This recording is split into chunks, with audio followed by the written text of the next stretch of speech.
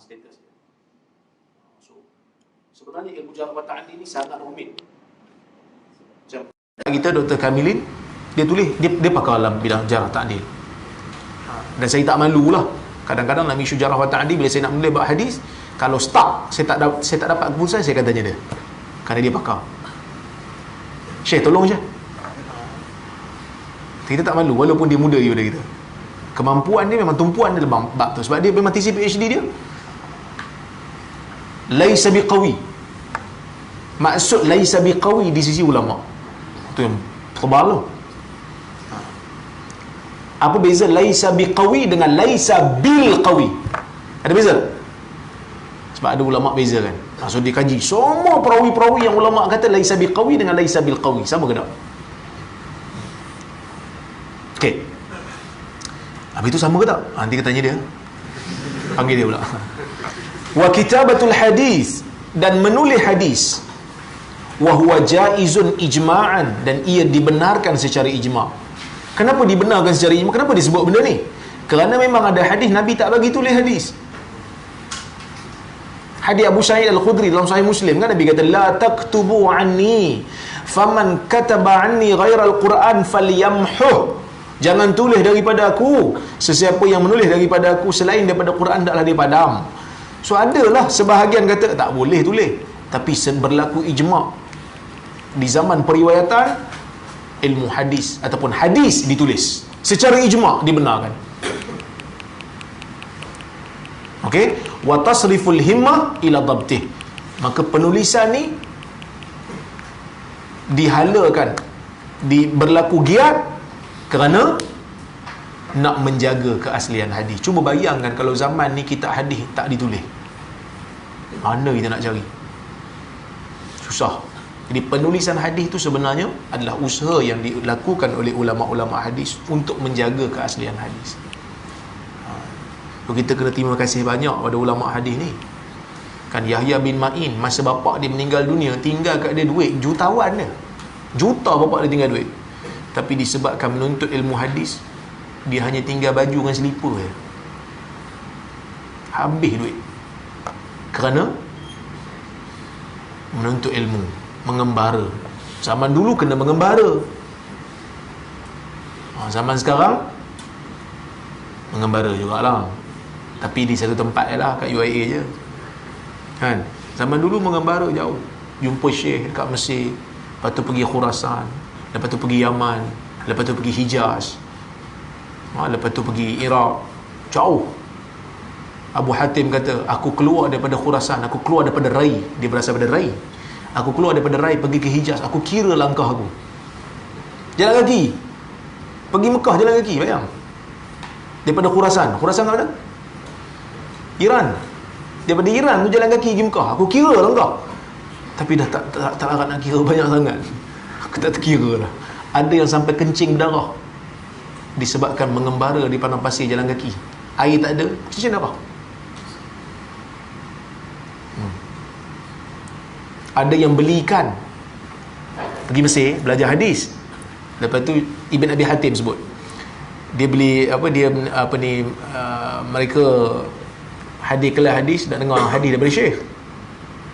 Tiba-tiba hari tu anak murid bagi tahu, anak murid kanan syekh kata syekh tak sihat. So dia orang pun okeylah, tak belajar hadis, pergi pasar beli ikan, nak masak lah kononnya. Jadi bila sampai ke rumah, datang berita syekh buka kelas hadis pula, tinggal ikan, dengar hadis minggu. Sebab sana musim sejuk, ikan tu boleh tahan lah. Balik ke rumah, tengok ikan tu hampir nak busuk, tak sempat nak masak, kami makan mentah ikan. Ulama hadis ada yang minum air je, 3-4 hari minum air, duit tak ada. So sebab tu saya kata, betul kata Sufyan As-Sawri, al-malaika hurrasus sama wa ahlul hadis hurrasul ard. Malaikat ni penjaga wahyu di langit, menjaga Lauh Mahfuz kan, menjaga Quran. Ahlul hadis menjaga wahyu di bumi, iaitu hadis Nabi sallallahu alaihi wasallam. Bacalah sejarah ulama-ulama hadis, kita akan tengok begitu serius mereka. Dan sebab tu orang hadis ni dia tak boleh tengok orang-orang baca hadis palsu lepas tu ambil mudah. Tak boleh. Kerana kita baca sejarah ilmu hadis, sejarah macam mana ulama berkorban. Abu Ayyub Al-Ansari daripada rumah dia pergi ke Mesir mengembara hanya semata-mata nak pastikan hadis yang dihafal tu betul. Dia pergi jumpa dengan Musa bin Uqbah di Mesir. Daripada Hijaz tu dia pergi ke Mesir, seberang Laut Merah tu, sampai dekat Mesir, tanya dekat Musa. Bukan Musa bin Uqbah, Uqbah bin Amir. Dia jumpa dengan Uqbah bin Amir. Aku dengar hadis tapi daripada Nabi, tapi aku tak pastilah betul ke aku hafal. Dia membaca hadis tu pada Uqbah. Uqbah tu betul. Macam tu lah aku dengar. Okeylah, terima kasih, aku balik dulu. Uqbah terkejut. Marilah masuk dulu. Kan, paling tidak minum kopi dulu kan. Tak ada, aku datang sini aku nak dengar hadis. Sekarang aku dah dengar, aku nak balik. Bayang. Dan hari ni usah kata mengembara, hadis sahih dibaca di masjid, percuma dengar. Tapi ada orang sakit hati dengan hadis. Kan kata nak bersyukur, sakit hati dengar. Kita pun tak tahu. Maulid buat tiap tahun lah.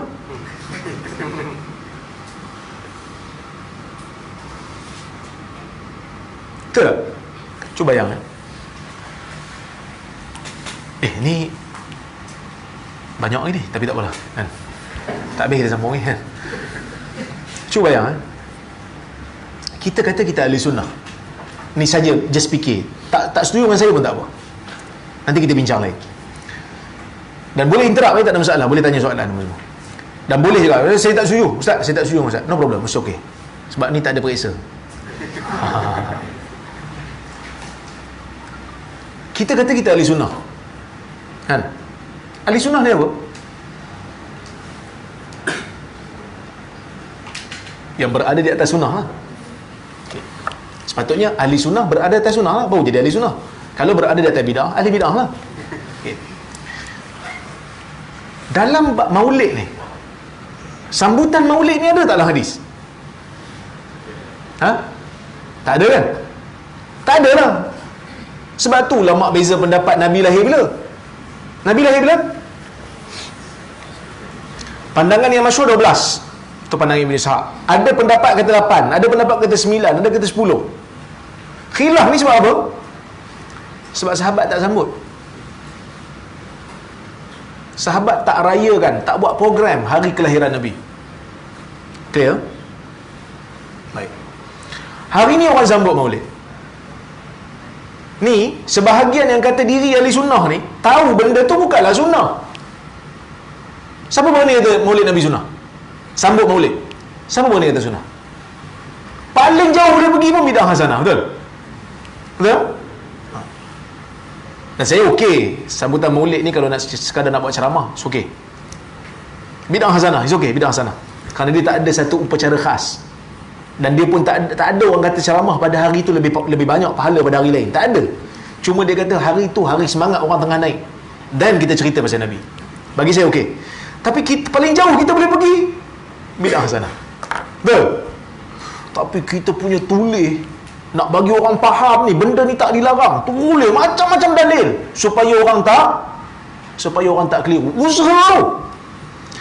Tapi baca surah Kahfi malam Jumaat, sunnah tak? Berapa banyak usaha kita untuk menjelaskan kepada masyarakat supaya orang tak keliru. Cuba kira berapa artikel yang dikeluarkan untuk menjelaskan pada orang awam ni sunnah. Yang hampa buat baca Yasin tu tak sunnah pun, ni sunnah. Kenapa kita usaha untuk memahamkan orang dalam bab bid'ah lebih daripada usaha kita untuk memahamkan orang dalam bab sunnah? Tapi kita kata kita ahli sunnah. Bukan salah, tak salah jelaskan orang bab bid'ah sana, okey. Tapi berapa banyak usaha yang sama sepatutnya kita buat, bahkan mungkin lebih lagi sepatutnya untuk menjelaskan bab sunnah. Kita sekat pula orang yang nak bagi tahu benda tu sunnah. Tak payah. Yang ni nanti orang bagi keliru. Bab bid'ah hasanah orang keliru, orang punya usaha nak bagi orang faham sampai masuk dalam khutbah Jumaat.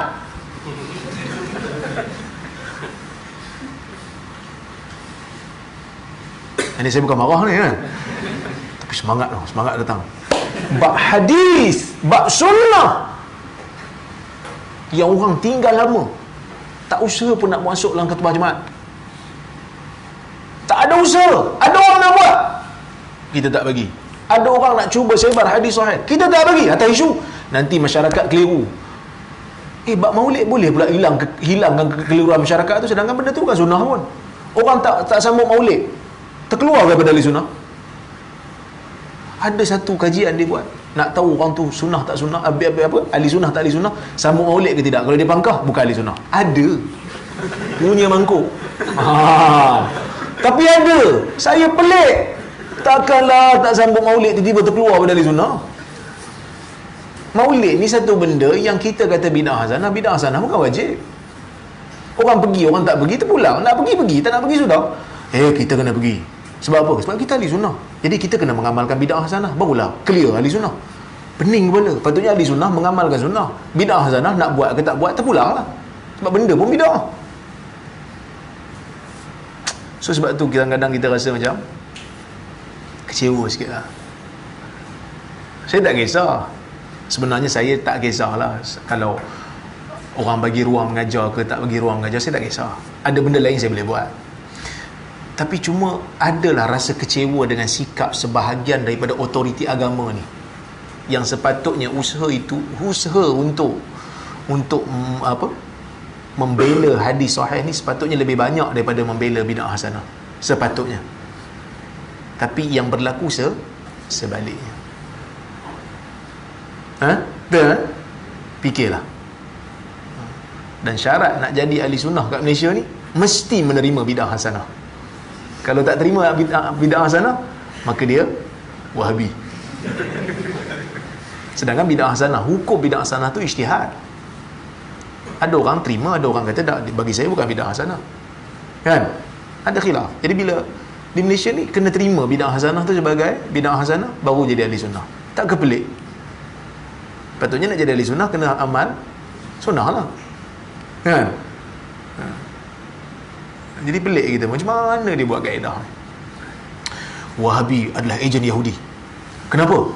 Sebab dia hanya mengamalkan hadis yang sahih. Baguslah tu kan. Kalau ada Yahudi macam tu, kira hebat lah. Okey, kitabatul hadis dibenarkan secara ijma'. Okey.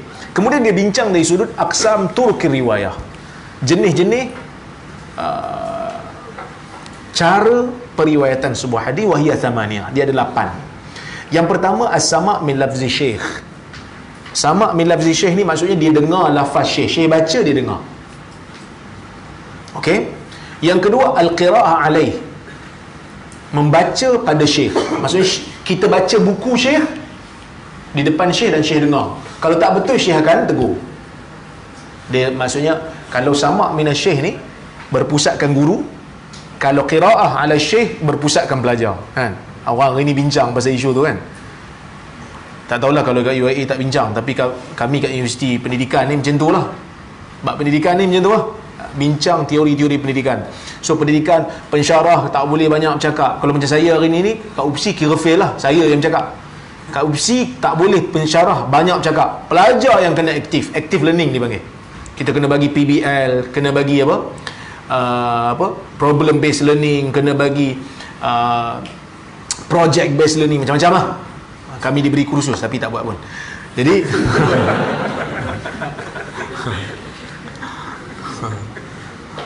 sebab ilmu hadis ni tak boleh sangat, dia tak sesuai sangat untuk buat project based learning kan. Sebab dia ada banyak ilmu lain yang perlu untuk digabungkan sekali, takhrijnya, cara wa ta'dilnya. So kalau kita bagi project based learning, memang merapu budak-budak kan. So pensyarah kena pensyarah lah juga sikit-sikit. Cuma zaman dulu dah buat dah. Maksudnya ada yang berpusatkan guru baca, anak murid tulis, ataupun berpusatkan murid ataupun anak murid baca, guru dengar. Cuma ulama beza pendapat lah, mana satu yang afdal, dengar daripada syekh ke ataupun baca depan syekh. Mana afdal? Mana kuat lagi? Dua-dua ni bagus. Ini paling best riwayat hadis. Tapi antara dua ni mana bagus lagi? Sebahagian ulama kata guru baca tu bagus, sebahagian kata tak, baca depan syekh bagus. So khilaf. Tapi kedua-duanya dianggap sebagai paling tinggi dalam penerimaan. Kenapa dia orang kata kalau dengar daripada guru bagus? Sebab dia kata guru lebih faham dan mahir tentang hadis dia. So guru baca, anak murid tulis. Bagi yang kata baca depan syekh bagus, kan dia kata mungkin anak murid masa dengar, anak murid silap tulis. Jadi bacalah depan syekh biar syekh dengar. Bagi yang kata dengar syekh bagus, dia kata yalah baca depan syekh pun kadang syekh tidur. Dia ngantuk pun tu. Dia jenis okey je kan. Baca depan dia salah pun dia tak perasan, dia ngantuk. Pun ada juga. So tapi diterima sebagai yang paling tinggi. Wal ijazah bi anwa'iha. Ijazah ni bukan baca sesuatu lah. Ijazah ni maksudnya memberikan keizinan. Dia berikan keizinan kepada anak murid dia untuk meriwayatkan. Contohnya anak murid bawa buku syekh, dia kata syekh, ini buku yang saya telah, zaman dulu dia ada nusah. Maksudnya ambil buku syekh, pergi kat nusah, minta nusah untuk tulis balik. Dikira zaman sekarang ni macam photostat lah. Zaman dulu tak ada photostat, so dia pergi ke nusah. Nusah tu akan tulis balik. Lepas tu anak murid akan bagi balik nusrah asal pada guru.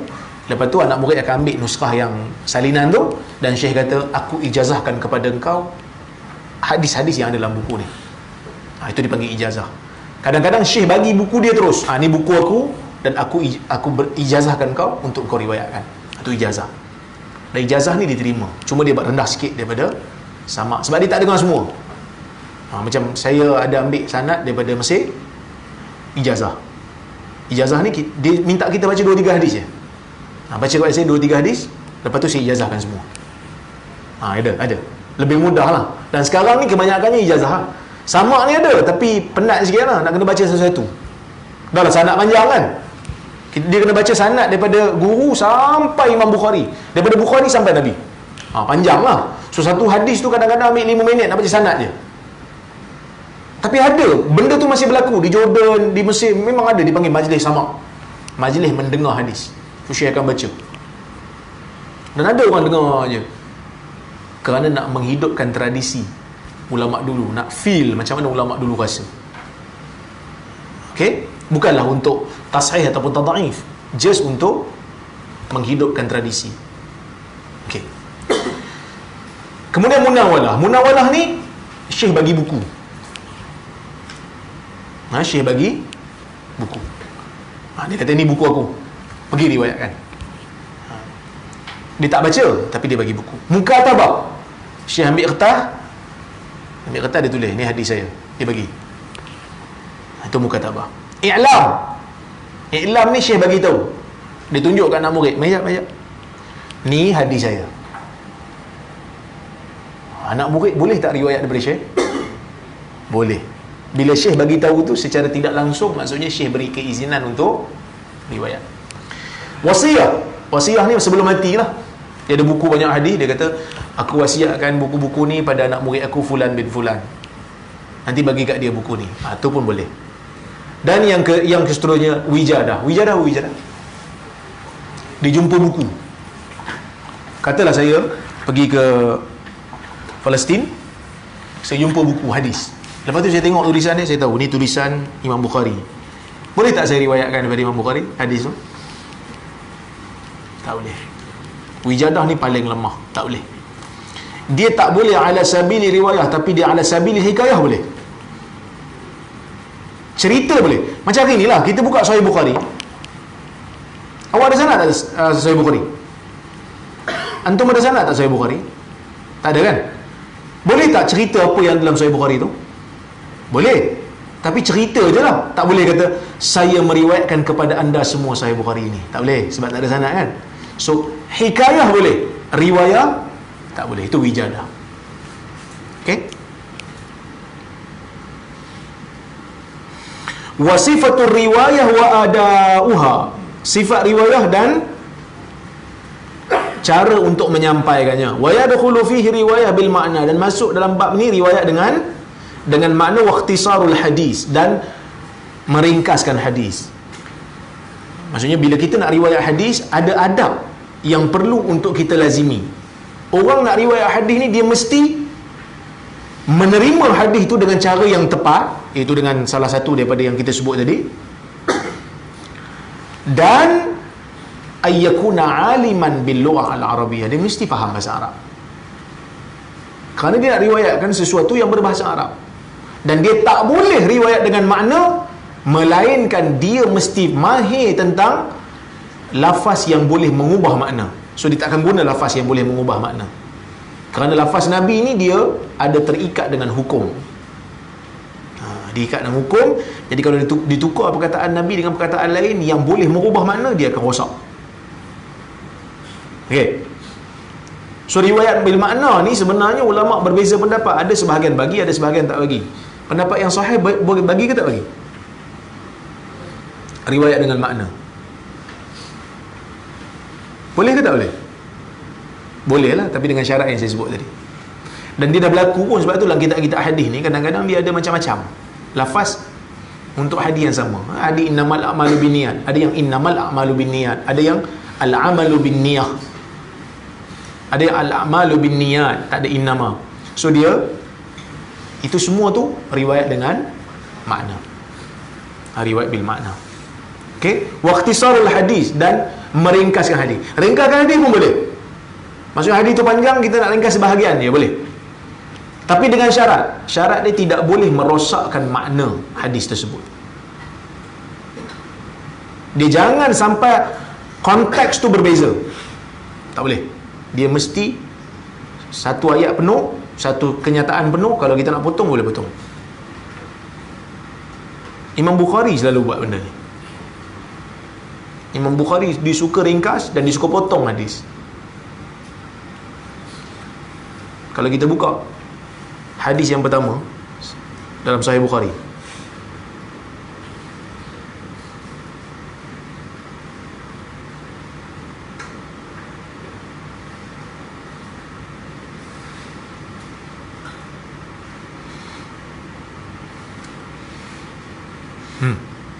cuba tengok hadis tu.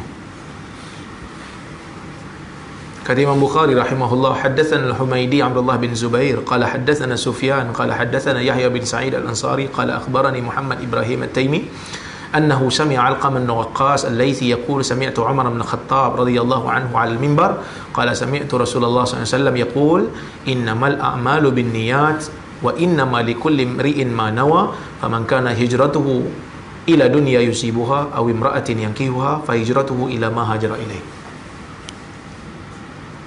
Dia ada potong. Dia potong apa?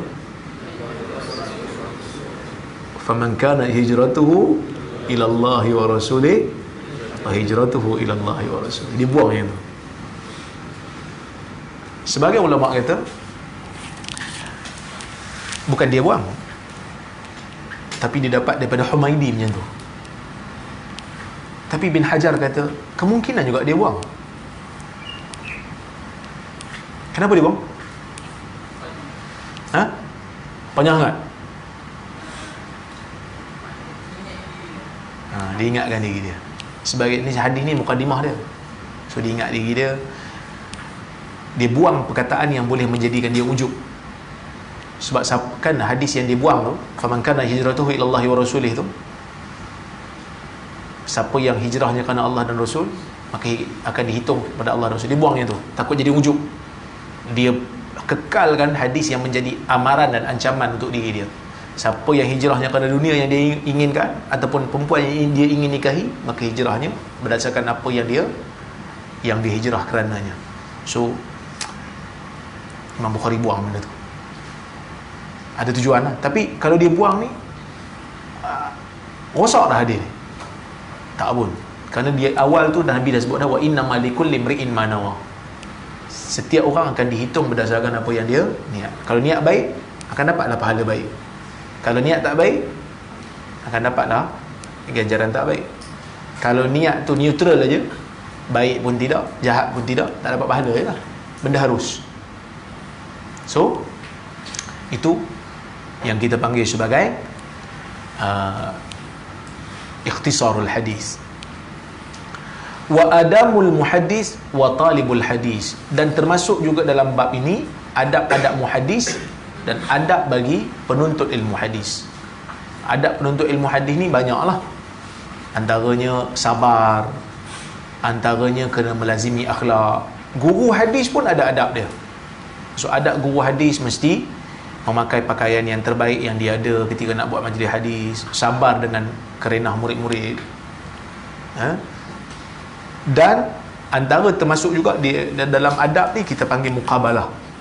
Kita panggil muqabalatun nusakh. Muqabalatun nusakh.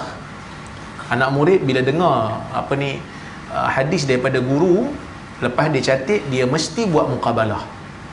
Dia mesti untuk membandingkan catatan yang dia tulis dengan catatan sebenar guru dia supaya tengok sama ke tidak.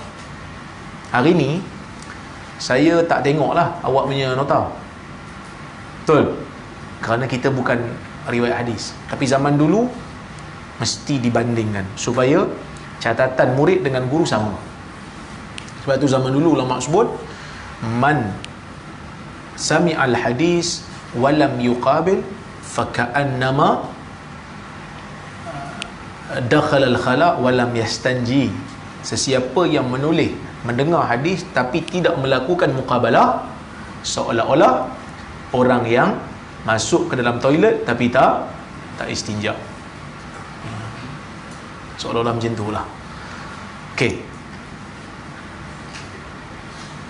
Wa ma'rifatu gharibihi wa lughatihi wa tafsiri ma'anihi wa istinbati ahkamihi. Dan mengetahui tentang gharib hadis. Ini pun salah satu cabang ilmu hadis dan bahasa dalam hadis, dan mentafsirkan makna-maknanya dan merumuskan hukum-hukumnya. Yang ni kita panggil fiqhul hadis. Hadis ni ada dua, yang kita panggil sebagai dirasatul isnad ataupun dirasatul asani, dan juga fiqhul hadis. Itu memahami teks. Memahami teks ni pun ada banyak cabang. Ada yang ulama menulis tentang gharibul hadis, macam Khattabi ada tulis kitab gharibul hadis, Ibnu Jauzi pun ada tulis gharibul hadis, Ibnu Al-Athir ada tulis kitab An-Nihayah fi gharibil athar, Ibn Athir. Kemudian Abu Ubaid Al-Qasim bin Salam juga menulis tentang gharibul hadis. So banyak kitab gharibul hadis ni. Jadi kalau kita jumpa hadis, dalam hadis tu ada perkataan yang kita tak faham, kita boleh rujuk kitab gharibul hadis. Dia akan bawa hadis tu, lepas tu dia akan tafsirkan maknanya. Tapi sekarang ni dah mudah lah, Syamilah dah ada kan. So tarik je lah, kitab gharibul hadis akan keluar banyak. So kita tik-tik je lah. Yang penting tahu nama kitab. Contohnya macam kita jumpa kita jumpa dalam hadis perkataan tur'ah. Bila jumpa perkataan tur'ah, kita tak tahu apa maksud perkataan tur'ah. Dalam hadis disebut tur'ah.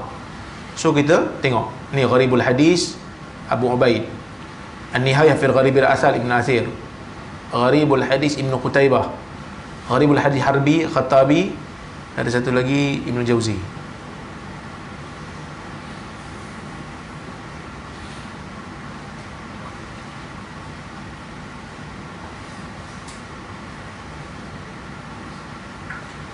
Ni gharibul hadis Ibn Jauzi. So kita pun type lah perkataan yang kita nak cari. Tur'ah. Inna mimbari ala tur'atin min tura'il jannah. Sesungguhnya mimbar aku ni berada di atas tur'ah daripada tur'ah syurga. Tur'ah fil asal ar-rawdah ala al-makan al-murtafi' khassah. Dia pun jelaslah maksud tur'ah tu adalah rawdah, adalah taman yang berada di tempat yang tinggi. Okey? Baik. Ni dalam kitab Ibn Al-Athir lah. Ada lagi dalam kitab Abu Ubaid pun diberitahu benda yang sama, tur'ah. Lepas tu dia jelaskan apa maksudnya. Ni tur'ah al-bab. Dia beritahu tur'ah tu adalah pintu. Tadi dia kata tempat tinggi, raudhah kan. So ada khilaf sikit, tapi kita dah faham lah maksud dia. Maksud dia adalah tempat yang berada di syurga lah. Okey. Okey. Contohlah, untuk memudahkan kita mencari.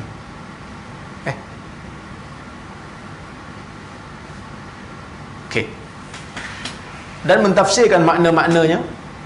Ada kitab-kitab khas mentafsirkan makna-makna yang terdapat dalam kitab, dalam matan-matan hadis. Macam kitab syuruh lah. Kitab syuruh hadis mentafsirkan makna.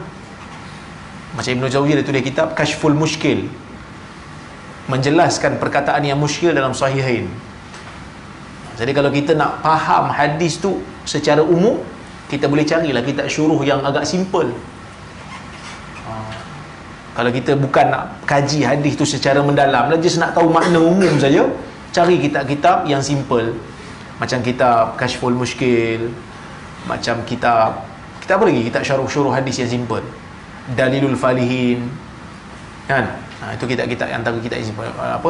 Nuzhatul Muttaqin. Tapi kalau kita nak baca lebih mendalam, makna-makna hadis yang lebih mendalam, bukalah kitab-kitab yang besar macam Fathul Bari, macam At-Tamhid Ibn Abdul Bar, macam kitab Umdatul Qari Al-Aini dan seumpamanya. Istinbat ahkam, kalau nak pergi bincang sudut hukum hakam, carilah kitab hadis-hadis hukum, Nailul Autar, Subulus Salam. Lepas tu boleh juga buka kitab-kitab fiqh lah, sebab kitab fiqh pun ada hadis lah. Kitab-kitab yang mutawwalat macam Al-Majmu', macam Al-Mughni dan seumpamanya. Tapi fiqh hadis ni zaman sekarang agak aktif jugalah ditulis. Orang ulama-ulama hadis menulis tentang bukan hanya bukan hanya syarah satu-satu hadis, tapi meletakkan kaedah dan faedah untuk berinteraksi dengan teks hadis. Dah mula. Itu yang dia bincang pasal isu al-ab'ad al-muhita bil hadis, kan? Dimensi yang melingkungi sesebuah hadis. Qardawi antara yang mula tulis lah. Semua dah baca kan kitab Kaifan Nata'amal Ma'as Sunnah Nabawiyah, kan? So, Al-Qardawi dia kata nak faham hadis mesti faham berdasarkan kepada Al-Quran. Cuma Qardawi kat situ dia macam silap sikit lah. Poin dia betul, tapi contoh dia tak apa kena. Sebab dia kata memahami hadis di bawah lembayung Quran, tapi contoh dia kritik hadis dengan Quran. Sepatutnya bila faham hadis selari dengan Quran, maksud kita faham hadis tu bukan untuk tolak hadis tu, tapi untuk faham hadis. Tapi dia bagi contoh untuk tolak hadis. Macam tak kena sikit.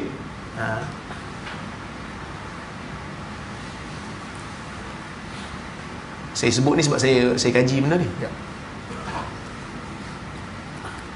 Sebab kami kat Jordan dulu, dekat masa belajar PhD dulu, kami ada belajar satu tajuk dipanggil apa?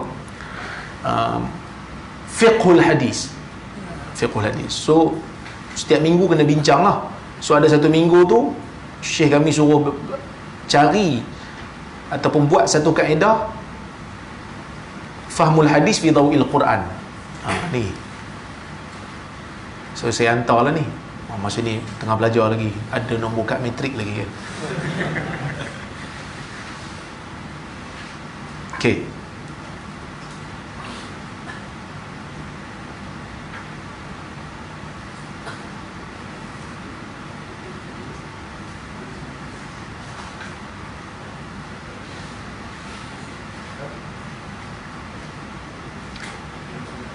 Contoh ini saya bagi fenomena ataupun gambaran-gambaran memahami hadis berdasarkan kepada Quran.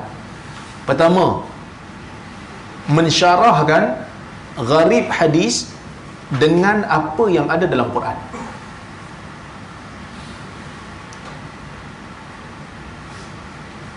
Okey.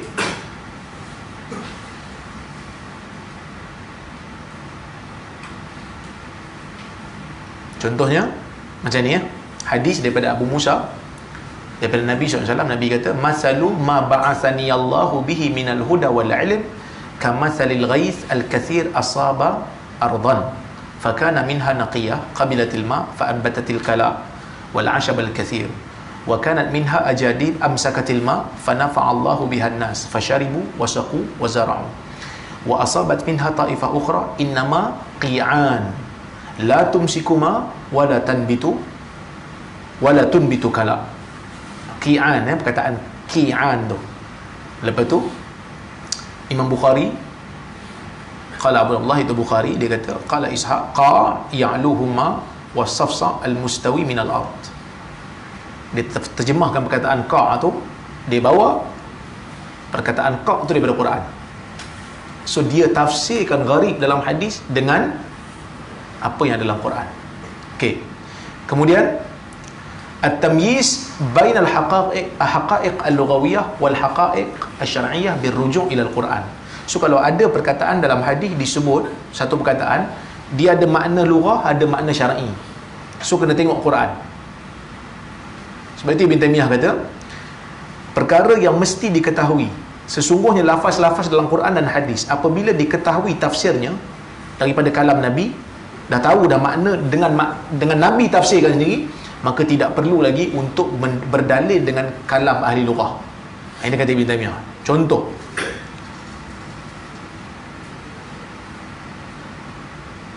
kita ambil contoh yang mudah sikit lah. Ada satu je contoh pun.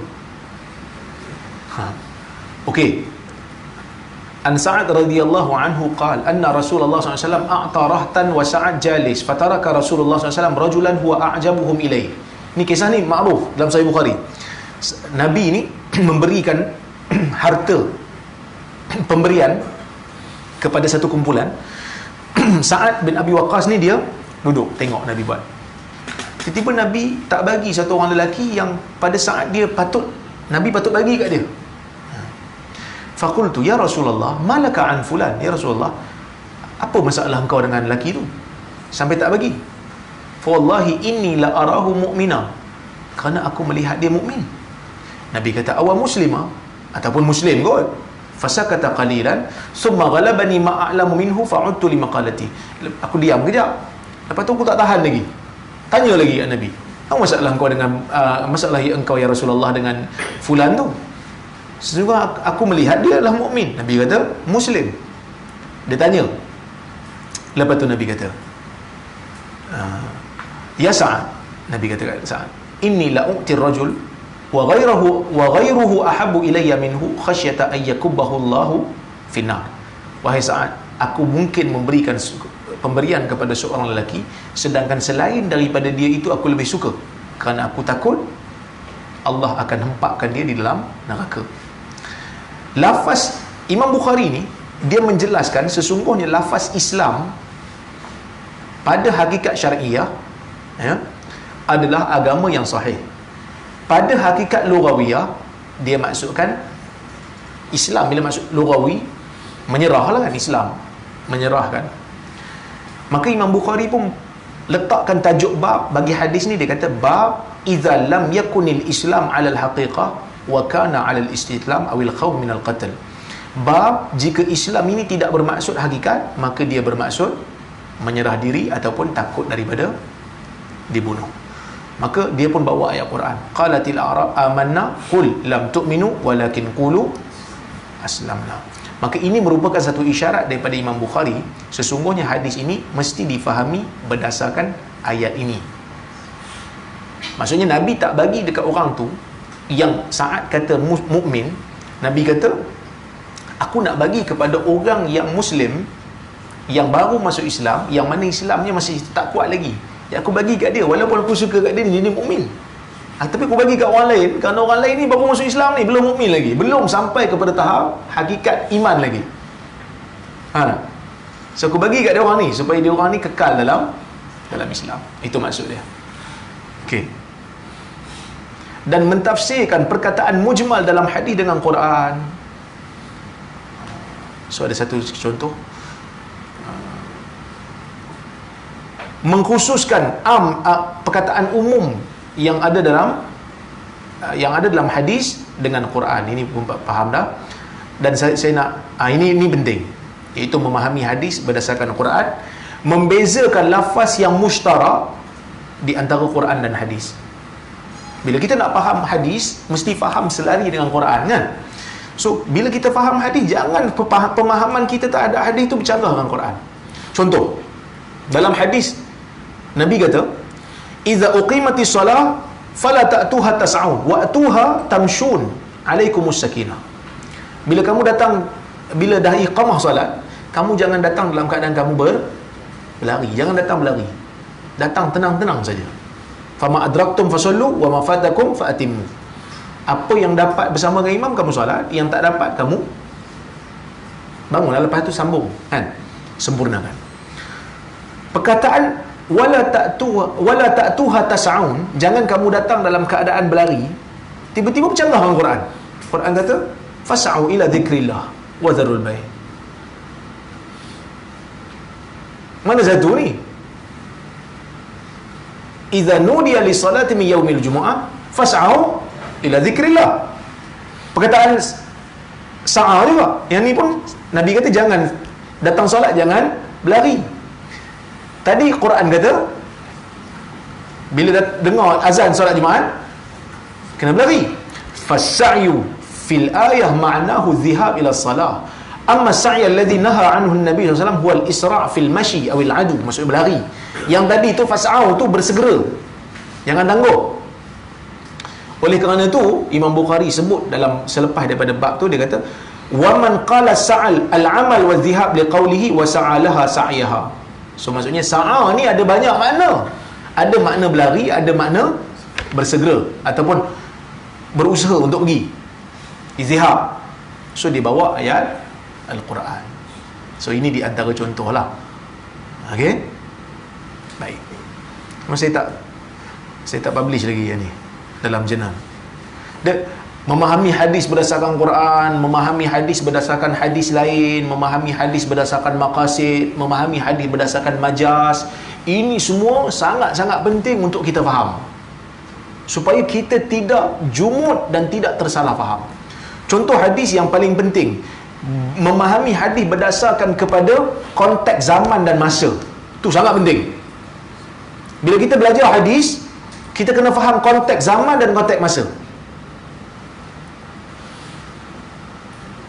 Dalam hadis Nabi SAW dalam riwayat Tirmizi, saya ada satu artikel memahami hadis berdasarkan konteks masa. Yang ni saya dah terbit dah. Ya.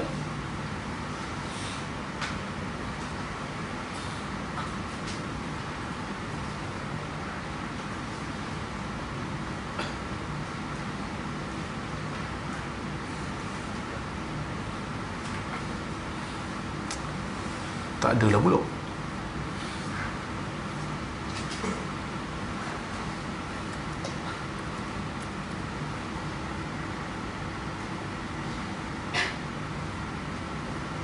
Ni.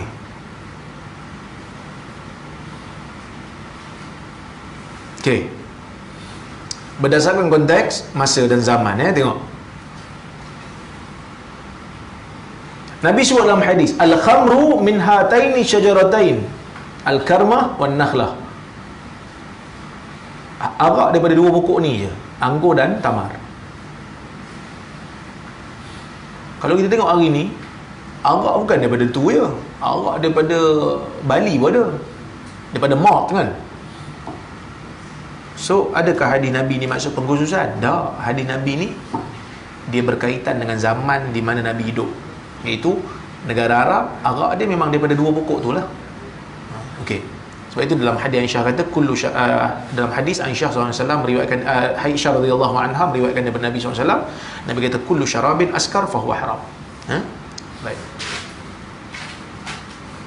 Okey. Itu contohlah. Dan memahami hadis berdasarkan maqasid syariah. Itu pun penting, supaya kita tak jadi literal. Sebahagian sahabat kita kerana jadi literal baca hadis. Apa maksud literal?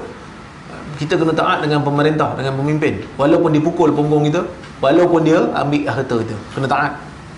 Hadis tu jangan difahami secara literal. Dia ada maqasid. Itu Nabi nak kata, kalau kamu dizalimi oleh pemerintah dan kamu tak mampu nak lawan, biarlah dipukul belakang kamu daripada kamu dibunuh.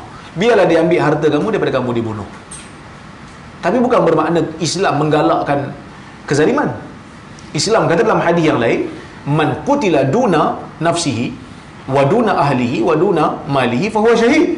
Siapa yang mati mempertahankan harta dia, nyawa dia, keluarga dia, dikira syahid. So hadis tu mesti difahami berdasarkan maqasid. Dan saya baru nak publish, insya-Allah bulan 12 ni akan keluar satu lagi artikel, memahami hadis berdasarkan majas. Majas pun penting. Kerana ada benda-benda yang kita kena pakai majas, ada waktu tak boleh pakai majas.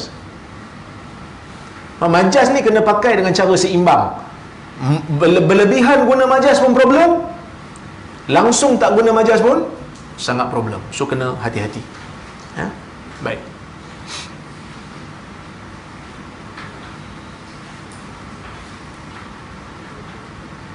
Dan kalau siapa yang nak baca memahami hadis berdasarkan maqasid, boleh download lah. Saya dah letak dalam internet, boleh download free je. Fahmul hadis fi dawil maqasid syar'iyyah. Memahami hadis berdasarkan maqasid. Apakah dia punya faedah dan apakah dia punya disiplin. Sebab sekarang ni ada juga geng-geng maqasid yang over sangat pakai maqasid pun ada juga. So nak pakai maqasid pun kena ada disiplin. Takut jadi macam satu puak yang pada mereka semua pakai maqasid je. Semuanya pakai maqasid sampai lafaz Nabi tu seolah-olah macam tak ada nilai. Itu bahaya juga. Boleh faham? Dan nak memahami hadis berdasarkan maqasid ni menarik juga lah kalau kita nak bincang sekejap.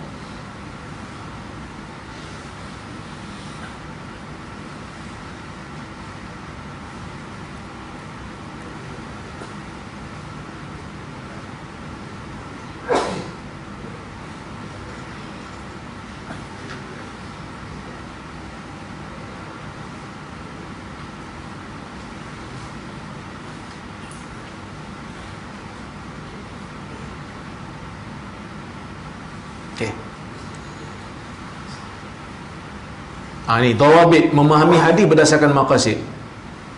Tidak boleh memahami hadis di luar daripada lafaznya jika tajuknya ataupun tema hadis tu benda yang tidak boleh difikirkan oleh akal. So kalau hadis tu cerita pasal ibadat, pasal benda lain, tak boleh kata ini maqasid dia ni, sebenarnya maqasid ada benda lain ni.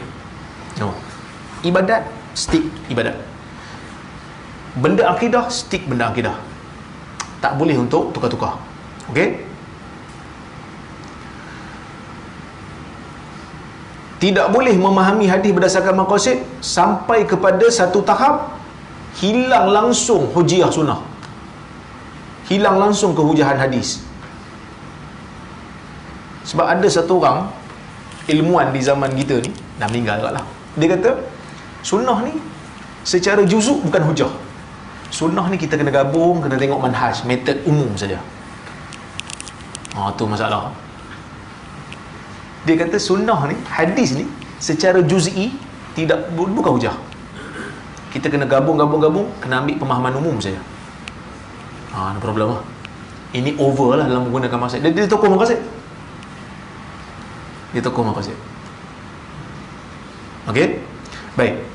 Yang ketiga, tidak boleh mentakwilkan hadis di luar daripada makna yang zahir, melainkan jika ada keperluan je lah. Kalau tak ada keperluan, tak payah kan? Keperluan ni maksudnya kalau hadis tu zahirnya bercanggah dengan hadis lain, then baru kita tengok maqasid. Kalau tak bercanggah, buat apa nak tinggalkan lafaz yang zahir tu?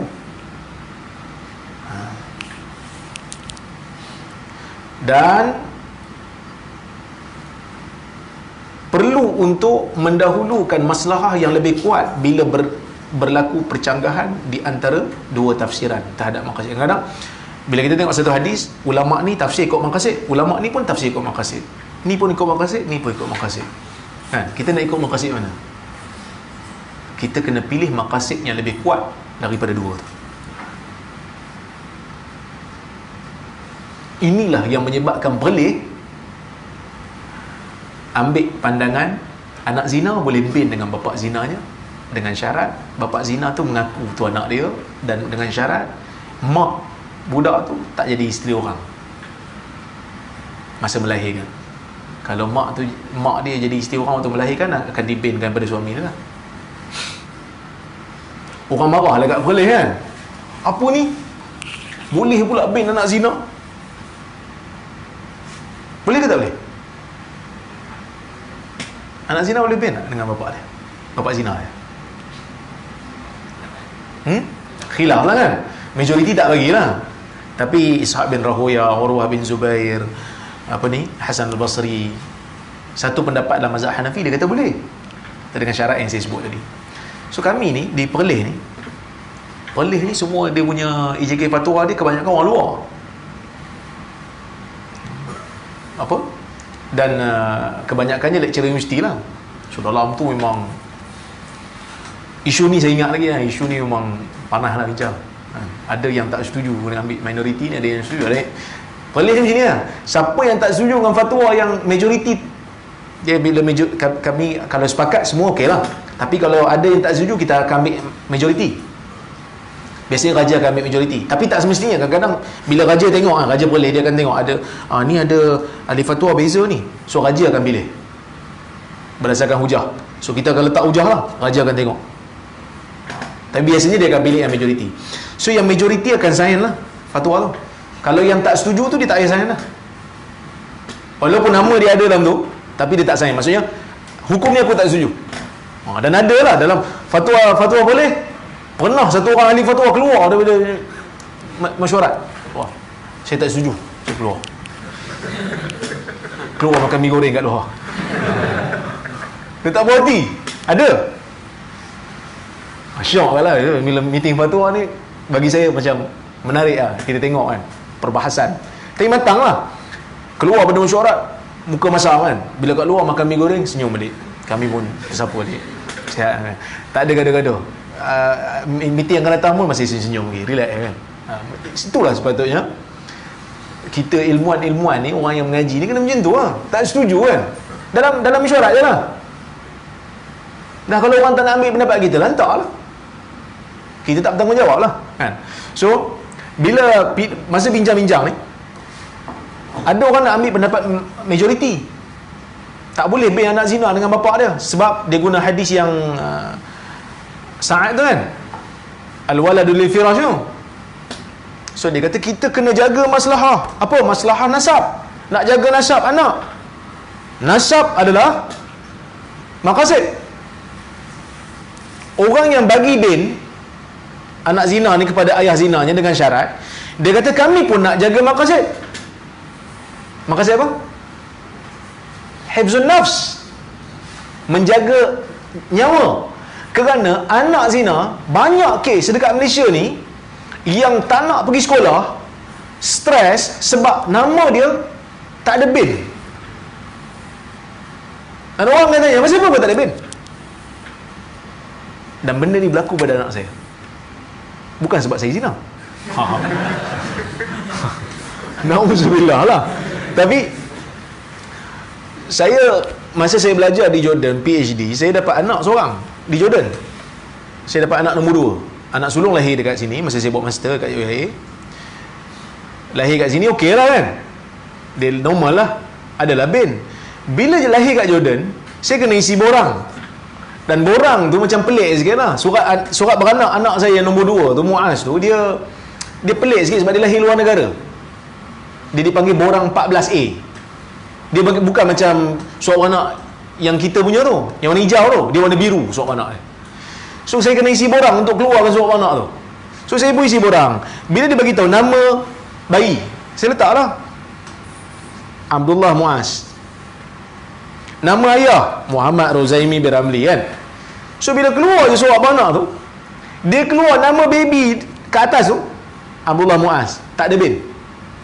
Bawah nama saya Muhammad Rozaimi. Saya pun silap sebelah tak berapa, sebab dia pun tak tanya nama dan bin, dia kata nama bayi. Saya letak je nama bayi je, sebab kat bawah tu ada nama apa dah, berapa nak tulis 2 kali kan.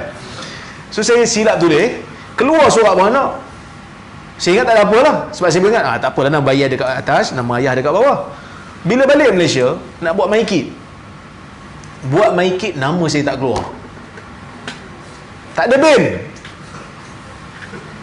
Anak saya masuk sekolah, cikgu tanya, Muaz, tak ada bin eh?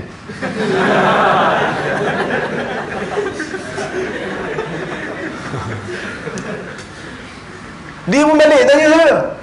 Dia kata, kenapa orang lain ada bin, Muaz tak ada? Saya nak jawab apa? Tak apa, nanti kita tukar MyKit. tukar, kena buat surat sumpah semua baru boleh borong bil. So bayangkan kalau memang betul-betul tak boleh borong bil, budak akan stres, tension sebab dia dianggap sebagai anak tak setara kan.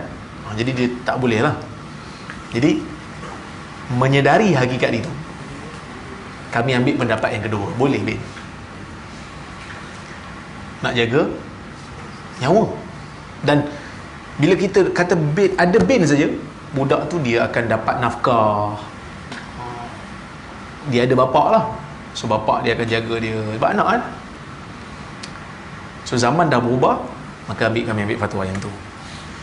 So kenapa ambil fatwa yang tu? Sebab ada dua pandangan ulama. Satu pandangan ulama kata tak boleh bin sebab nak jaga nasab, satu lagi boleh sebab nak jaga nyawa. So antara jaga nasab dengan jaga nyawa, mana lagi tinggi? Yang jaga nyawa.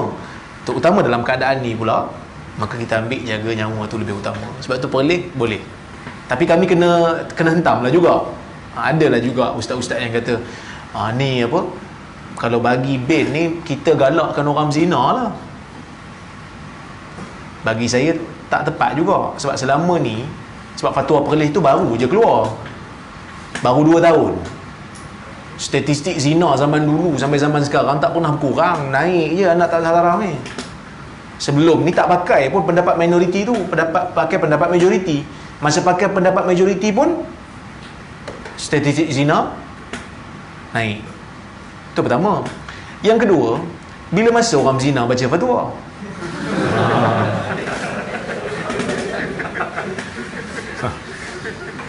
Kan? Ada baru nak berzina ni, jap, nah bang, ada apa masalah?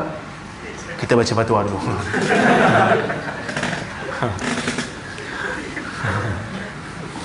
Kan? Itu pendapat kami lah, dia boleh. Tak wajib ikut pun. Cuma selain daripada nak jaga budak tu, nak jaga mak ayah dia juga. Mak ayah dia iyalah pernah silap masa zaman muda, kita tutuplah aib dia. Kerana zaman dulu tak apalah, zaman dulu tak ada IC kan. Zaman sekarang ni ada IC.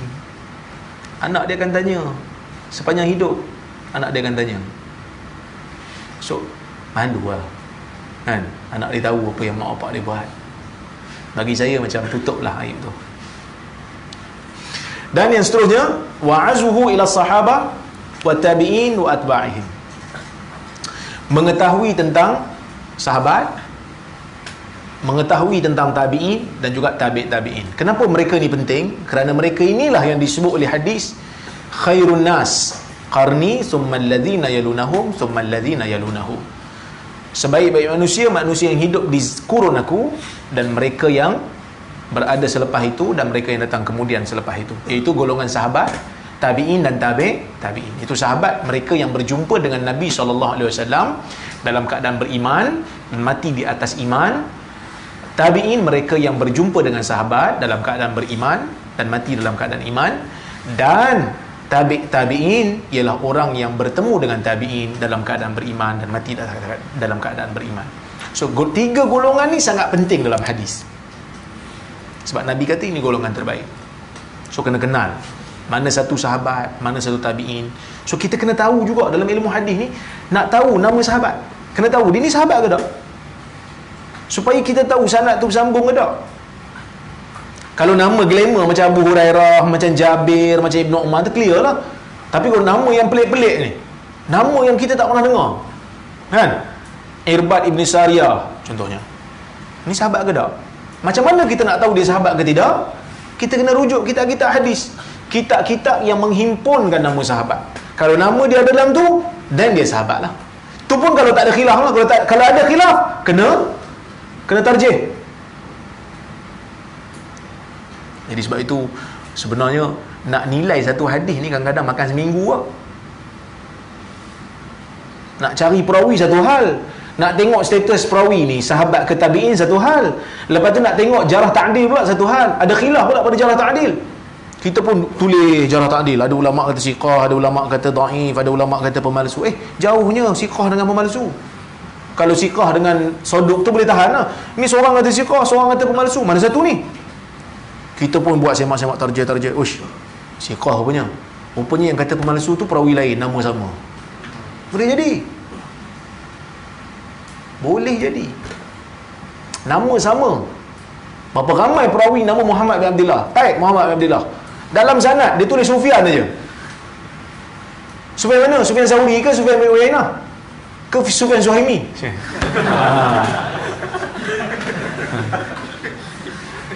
Kau mengenal juga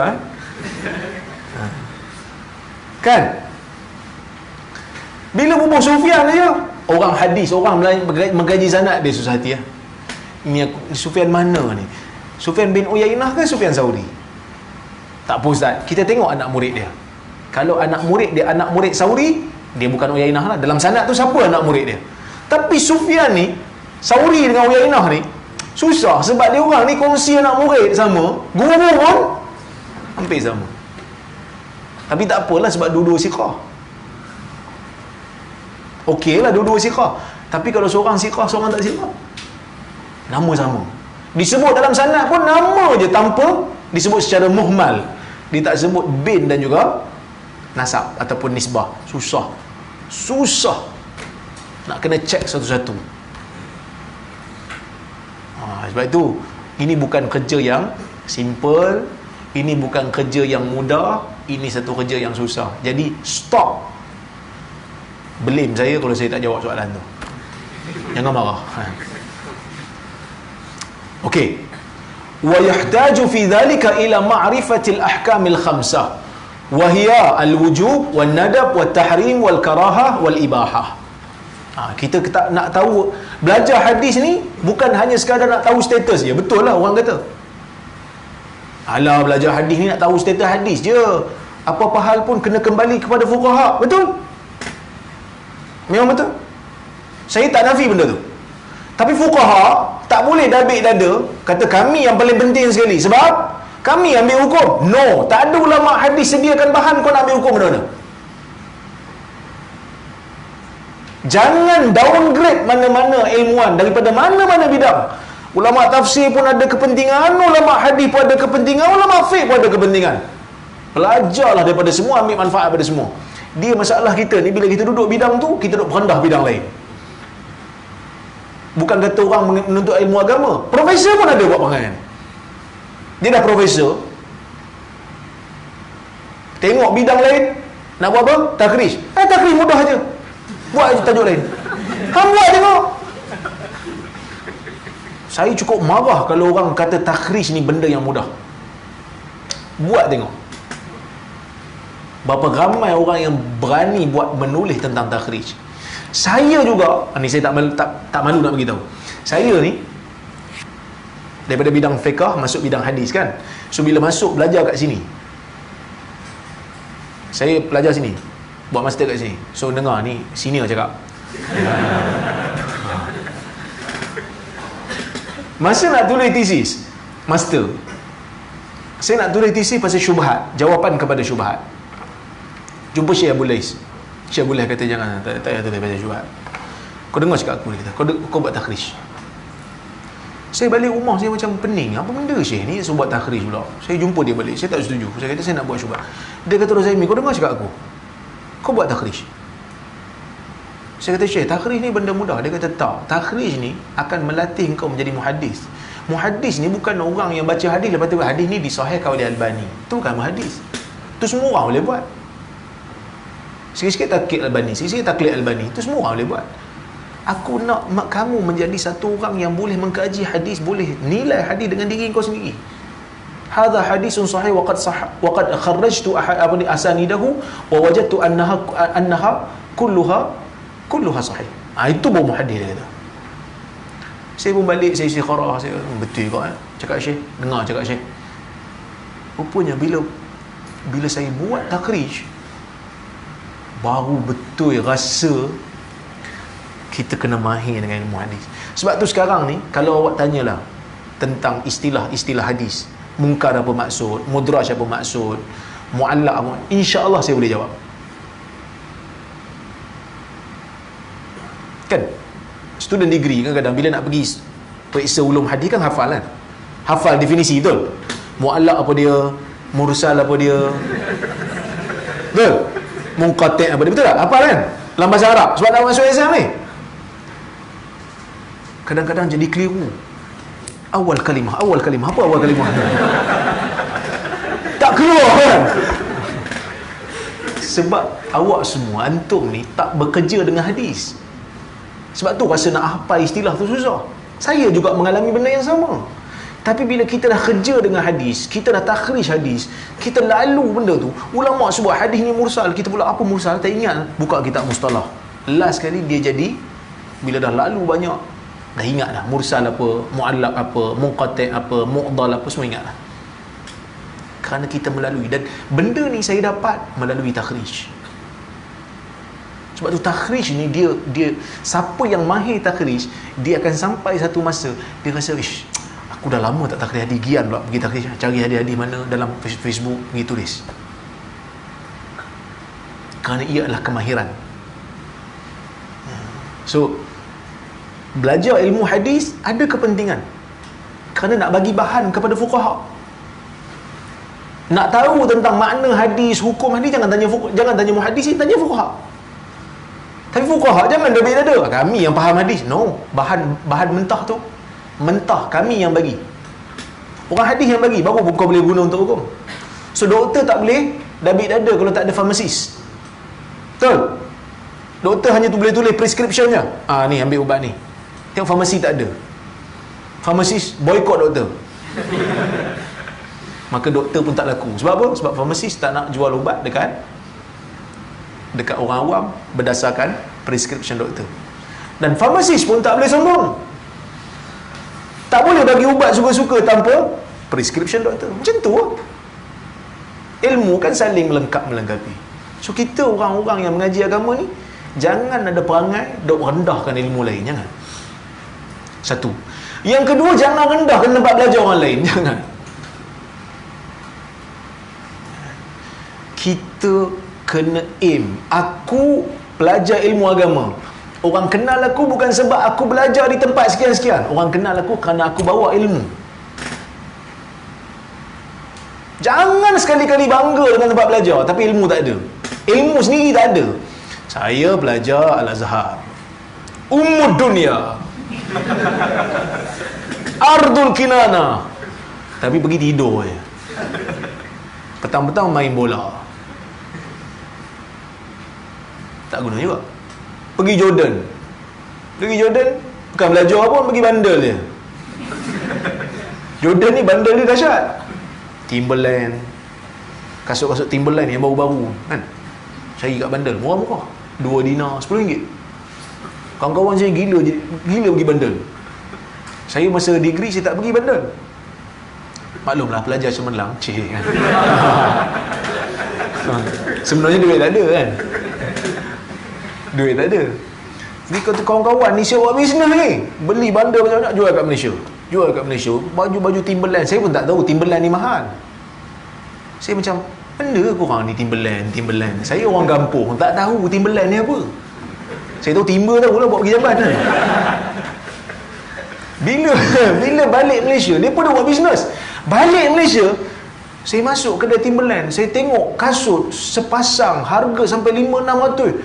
Saya kata, patut dia orang duk gila benda ni. Menyesalnya aku tak pergi bandar dulu. Tu yang masa pergi Jordan buat PhD, pergi bandar. Tapi ada yang pergi bandar sampai tak belajar ada. Tidur 2 hari. Tidur 2 hari tak bangun. Tidur hari Ahad, bangun hari Selasa. Bayang tengok. Dan Jordan Mesir, tidur memang best lah. Dia kalau kat Malaysia kita tidur lama, kita bangun sakit kepala kan.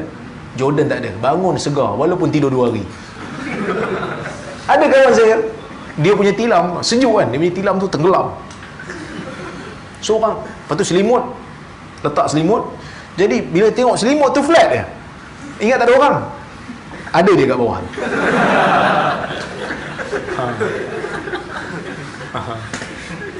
Dia tidur hari Ahad, dia bangun hari Selasa. Kelas kat Jordan macam KYA kan lah. Kelas sini apa, Isnin, Rabu, Jumaat sama kan? Betul? Selasa dengan Khamis sama kan? Isnin, Rabu, Jumaat jadual sama, Selasa dengan Khamis jadual sama. Cuma Jordan Ahad, Selasa, Khamis sama. Isnin dengan Rabu sama, sebab Jumaat cuti. Dia bangun, dia tidur hari Sabtu. Hari Sabtu cuti, esok nak kuliah, esok nak kelas hari Ahad. Dia bangun hari Isnin. Dia bangun-bangun, dia ingat hari tu hari Ahad. Dia masuk dalam kelas, dia duduk kat situ. Lepas tu Syekh lain masuk. Dia pun macam, ni kelas lain. Tapi dia duduk je lah, mungkin dia ingat lecturer dah bertukar kan. Rupanya memang subjek lain. Balik-balik tanya kawan, dia kata, aku pelik kelas hari ni lain tak? Biasa kelas hari Ahad lain. Rupanya dah bangun hari Isnin. Ada. Punya teruk. Sampai kami panggil rumah tu turu maut. Orang Jawa dia tahu lah, turu maut ni tidur mati ya. Rumah yang selalu tidur mati. Baik. Ingat benda tu, jadikan sebagai satu panduan. Kita jadi hebat bukan tempat kita belajar, tapi tempat sebab kita memahami ilmu. Belajarlah di mana pun. Bagi saya mungkin orang yang belajar di UIA lebih bagus daripada orang yang belajar di Jordan. Kalau yang di Jordan tu malas ataupun tak pergi talaqi jenis, sibuk dengan persatuan, sibuk dengan pergi bandar, mungkin yang belajar di UIA lebih bagus daripada belajar di Mesir. Mungkin. Kerana bukan tempat belajar yang kita nak bangga kan. Okey. Wa muta'allaqatuha, dan benda-benda yang berkaitan dengan hukum hakam seperti khas. Ini orang usul fiqh tahulah kan. Wa huwa madalla ala ma'nan wahid, yang menunjukkan satu makna. Wal 'am wa huwa madalla ala syai'ain min jihatin wahidah. Perkataan umum yang menunjukkan dua perkara daripada satu angle yang sama. Wal mutlaq wa huwa madalla ala ma'nan wahid ma'a adami ta'yin wala syarat. Benda mutlak ni benda yang menunjuk satu makna tetapi tanpa ada syarat, tanpa ada pembatas. Contohnya macam sebut tangan, dia tak sebut tangan tu daripada mana sampai mana, dia mutlak. Okey, kemudian mesti ada muqayyad. Yang dimaksudkan dengan muqayyad adalah wa huwa madalla ala ma'nan ma'ashtiratin akhar. Macam tadilah saya sebut hamba tadi kan. Kalau hamba tu dia mutlak lah. Hamba tu mukmin ke tidak? Kalau mukmin baru muqayyad. Baik. Wal mufassal wa huwa ma urifa al murad min lafzihi wa lam yaftaqir fil bayani ila ghairihi. Mufassal ni yang ditafsirkan, yang diperincikan, yang telah diketahui maknanya daripada lafaz, tidak memerlukan kepada penjelasan yang lain. Tak perlu kepada penjelasan. Ada disebut dalam hadis. Wal mufassar wa huwa ma la yufhamul murad minhu wa yaftaqiru ila ghairihi. Maksud kalau mufassar ni dia memerlukan kepada bayan. Macam perkataan riba. Riba ni perkataan yang mujmal kan. Dia memerlukan kepada penjelasan. Bila datang penjelasannya dalam Quran dan Sunnah, baru dia jadi mufassar. Perkataan tu sendiri dari segi bahasa mujmal. Okey. Wat-tarjih bainar ruwah min jihati kasratil adad ma'a istiwa fil hifz. Min jihatil adad aidan ma'a tabayun fi wa ghairi dhalik. Dan tarjih di antara perawi daripada sudut banyaknya bilangan perawi, kalau mereka semua sama dari sudut hafazan, kemampuan menghafal, ataupun daripada segi bilangan juga, kalau hafazannya tak sama. Contoh beginilah, kita jumpa satu hadis, Ibnu Umar kata Nabi SAW kalau dia solat, dia akan angkat takbir waktu takbiratul ihram. Dia akan angkat tangan waktu takbiratul ihram, waktu nak rukuk, waktu bangun daripada rukuk, dan waktu bangkit daripada rakaat kedua. Dan Nabi tidak mengangkat tangannya di tempat selain pada tu. Hadis ni riwayat Bukhari dan Muslim. Ada satu lagi hadis riwayat Malik bin Huwairith, yang mana dalam riwayat tu menyebutkan Nabi SAW mengangkat tangan ketika mana ingin sujud dan bangkit daripada sujud. Ada satu hadis. So ulama jadi macam, mana satu yang betul ni kan? Masa riwayat Ibn Umar betul ke riwayat Malik bin Huwairith betul? Majoriti ulama terima riwayat Ibn Umar, sebab riwayat Ibn Umar ni lebih masyhur dan ada dalam Bukhari Muslim. So mereka tarjih riwayat Ibn Umar berbanding riwayat Malik bin Huwairith. Boleh faham? So tarjih di antara hadis ini berlaku. So banyaklah wujuh tarjih. Sebab bila dulu saya dah cerita dah, bila kita jumpa dua hadis yang bercanggah ataupun dua dalil yang bercanggah. Bila saya sebut dalil ni maksudnya umum lagi lah daripada hadis. Mungkin hadis bercanggah dengan Quran, kan? Mungkin hadis tu bercanggah dengan akal. So bila kita jumpa dalil yang bercanggah, dua dalil yang bercanggah, kita kena ikut step by step untuk menyelesaikan percanggahan itu, untuk menghilangkan percanggahan itu. Apa step dia?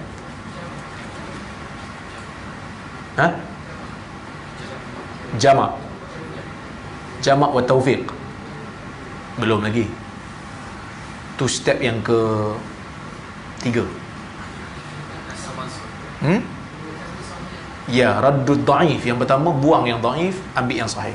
So kalau dua riwayat, satu sahih, satu da'if canggah, so kita ambil yang sahih, kita buang yang da'if. Kerana yang da'if tidak boleh melawan yang sahih. Yang kedua, step yang kedua,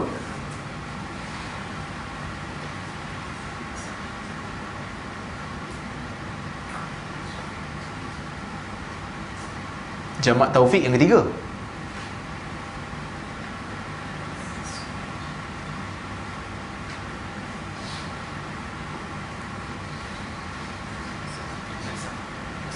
Nasakh.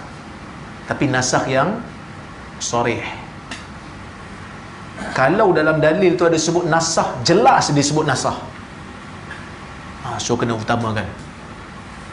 Contohnya macam hadis hadis Abu Hurairah, yang mana Abu Hurairah kata Nabi SAW bersabda, al-wudu mimma massatin nar, wajib mengambil wudu apabila makan atau minum benda yang disentuh api. Clear lah, hadis ni memang clear. Siapa yang ambil wudu, makan ke minum benda yang dimasak, batal wudu. Tu hadis Abu Hurairah.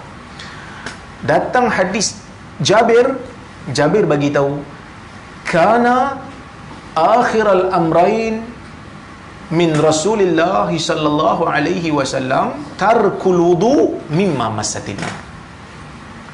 Perkara terakhir yang kami terima daripada Nabi sallallahu alaihi wasallam ialah meninggalkan wudu bagi makan atau minum benda yang disentuh api. Maksudnya Jabir bagi tahu secara jelas dalam hadis ni, hukum tu telah terbatal. So bila ada dua hadis bercanggah, satu kata batal, satu kata tak batal, dan yang kata tak batal tu jelas bagi tahu yang kata batal tu telah mansuh, so kita kena ambil yang nasikh, buang yang mansuh. Tak pakailah yang mansuh. Dan yang ketiga baru jamak wa taufiq. Baru datang step jamak taufik, itu dua-dua sahih, tak ada pemansuhan jelas, dan baru jamak wa taufik. Jamak wa taufik ni ada banyak lah cara, ada banyak kaedah. Antara kaedah dia takhsisul am, taqyidul mutlaq, ataupun ta'addudul hawadis. Mungkin hadis ni berlaku banyak, ataupun lidilalah alal jawazil amrain, dua-dua boleh. Contohnya macam angkat takbir. Angkat takbir macam mana? Angkat takbir waktu takbiratul ihram sampai mana? Ada riwayat sampai telinga, kan? Ada riwayat sampai bahu. So macam mana tu? Mazhab Syafi'i kata dua-dua tu sama, tapi sahabat dia riwayat berdasarkan apa yang dia nampak. Ada sahabat nampak Nabi angkat tangan memang parah bahu, so dia bagi tahulah bahu, sampai sini bahu, sampai telinga tu betul lah. Memang kalau tangan di bawah ni sampai bahu, yang atas ni sampai telinga lah. Sebab tu mazhab Syafi'i satu ni je, dijamak dan taufik dengan mengumpulkan semua dalam satu keadaan. Tapi kalau Hanbali dia kata kilahuma jaiz, macam ni boleh, bukan kilahuma, salah satu halat, sebab ada tiga. Satu sama dengan ni, satu lagi sama di bawah ni, satu lagi sama separa ni, hadis Ibn Umar. Hanbali kata tiga-tiga sahih. Ada waktu Nabi angkat macam ni, ada waktu Nabi angkat macam ni, ada waktu Nabi angkat dekat telinga. Tiga-tiga sahih. So itu cara jamak taufik. Jamak taufik ni pun medan ulama berbeza pendapat. Dah boleh jamak taufik step keempat? Ha? Nasakh dimni. Tadi nasakh sarih kan? Lepas tak boleh jamak taufik, masuk step keempat, nasakh dimni. Nasakh dimni ni pemansuhan yang tidak jelas, pemansuhan yang hanya berdasarkan kepada qarinah.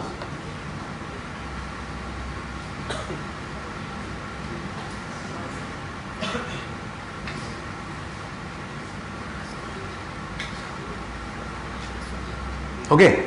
Contoh macam ada hadis Ibnu Abbas kata, sorry, ada seorang sahabat lagi, saya lupa. Ada seorang sahabat kata Nabi SAW bersabda, aftaral hajimu wal mahjum. Orang yang berbekam dan yang dibekam batal puasa. So kalau orang puasa tak boleh bekam. Yang tukang bekam pun batal puasa, yang dibekam pun batal puasa. Tapi ada satu lagi riwayat daripada Ibnu Abbas radhiyallahu anhuma, dia kata kana Nabi sallallahu alaihi wasallam ihtajama wa huwa muhrimun shaim. Ibnu Abbas kata Nabi pernah berbekam dalam keadaan dia berpuasa dan berihram. So kita tengok, satu kata batal puasa, satu kata Nabi bekam tapi masih puasa. Mana satu betul? So bila kita tengok, tu tak ada pun pemansuhan jelas. Ibn Abbas pun tak bagi tahu hukum batal kan. Tapi bila kita tengok, Ibnu Abbas ni dia cerita Nabi berbekam dalam keadaan berihram dan juga berpuasa. Bila yang Ibnu Abbas ikut Nabi berihram ni? Haji Wada. Haji Wada bila? 10 kan? Nabi wafat 11 Rabiul Awal 11.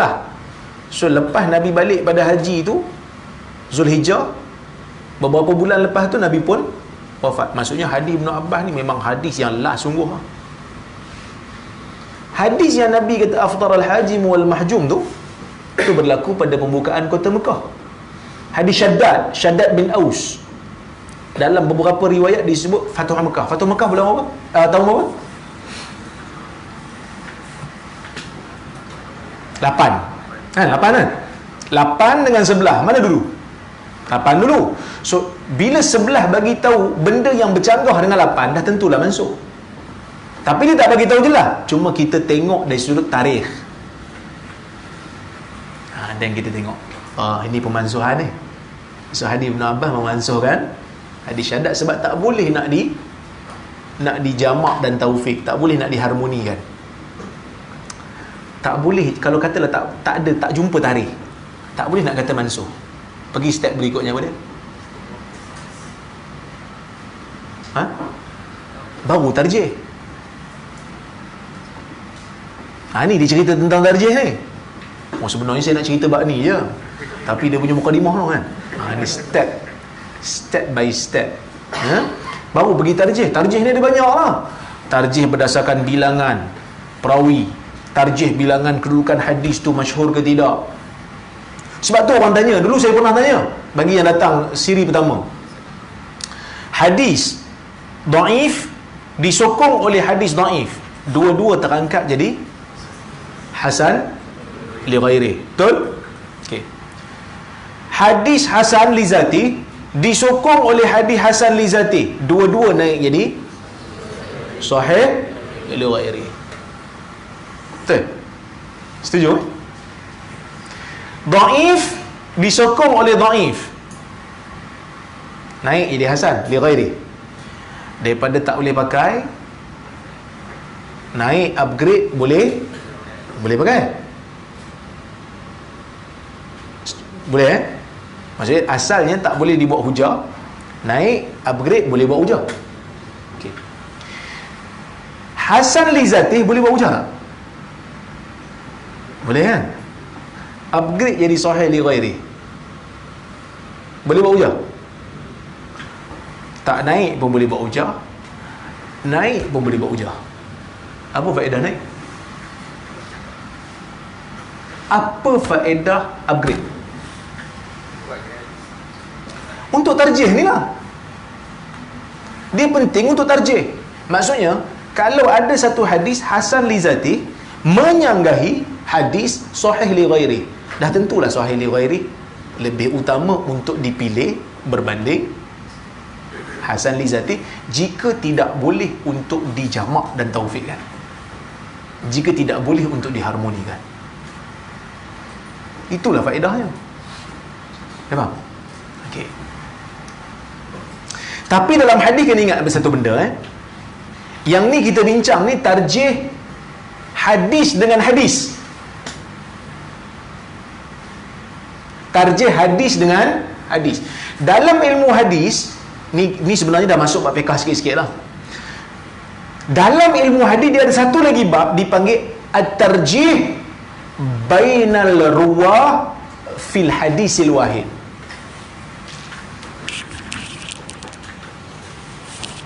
Ataupun ada kat sini, sekejap saya tunjuk.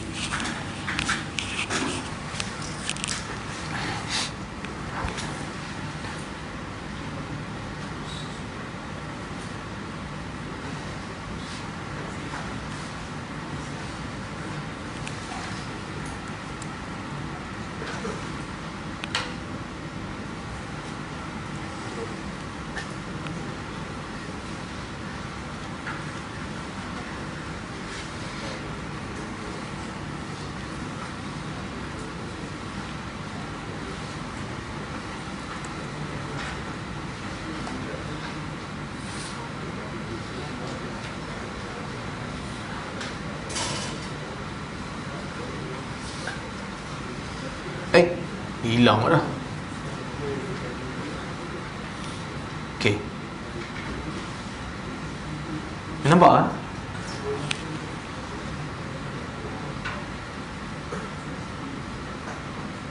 Okey. Saja mengaji hadis, lebih dalam sikit. Nanti hampa nak ambil master senang. Kan ada sudah master sini? Tak ada Tadi kita bincang pasal mazid fi muttasil asanid, betul? Bila ada dua sanad untuk satu hadis, satu ada tambahan perawi, satu tak tambah perawi. Dan yang tak tambah ni pun sanad dia bersambung dah. Maksudnya kalau ada tambahan pun bersambung, tak ada tambahan pun bersambung. Kita nak pilih yang mana? Dalam hadis, kita tak boleh kata saya pilih yang ni lah. Sebab apa saya pilih yang ni? Orang tanya, kenapa kau pilih yang ni? Sebab yang ni nampak macam handsome lagi perawi dia. Tak boleh. Dia mesti ada hujah. Ataupun dia ni mazhab sikit, mazhab kita mesti pilih dia. Tak boleh. Dia mesti ada kaedah. Okay, di antara qarinah, sebab tu saya sebut kat sini, saya kata min khilalin nazar fi ahadisi sahihain yatabayyan lil bahis anna hunaka ba'd al qara'in li tarjih ahad at tariqain. Di sana ada beberapa qarinah, petunjuk untuk memilih salah satu. Lakin hadha la ya'ni anna al ba'd al qara'in muqaddam 'ala al akhar. Tapi ini bukan bermaksud sebahagian qarinah ini lebih utama daripada yang lain.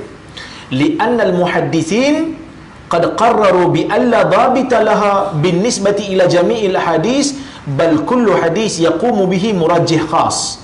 Maksudnya ini bukan kaedah umum, kena tengok case by case. Wa hadhihi al-qara'in hiya, di antara qara'in itu ialah, tengok, al-ahfadhiyah wal atqaniyah. Kena pilih di antara qara'in tu bila mana berlaku percanggahan antara perawi yang paling siqah dengan siqah biasa.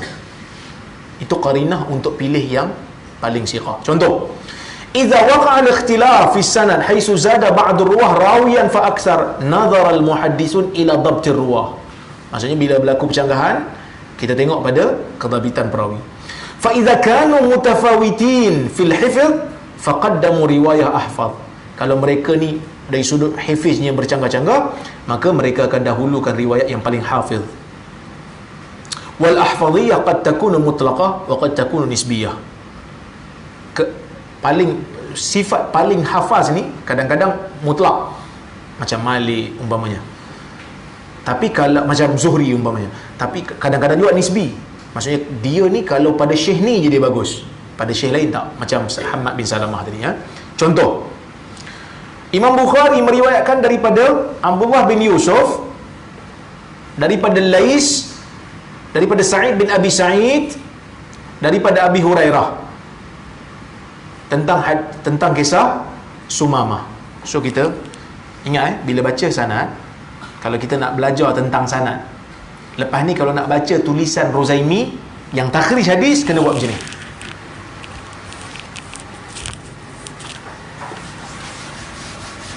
Kena buat pokok sanad yang macam saya buat tadi. So kita ambil yang paling ujung lah, iaitu nama Nabi. Bawah dia siapa tadi dalam sanad? Abu Hurairah. Bawah dia Sa'id. Bawah dia Laith. Bawah dia Abdullah bin Yusuf.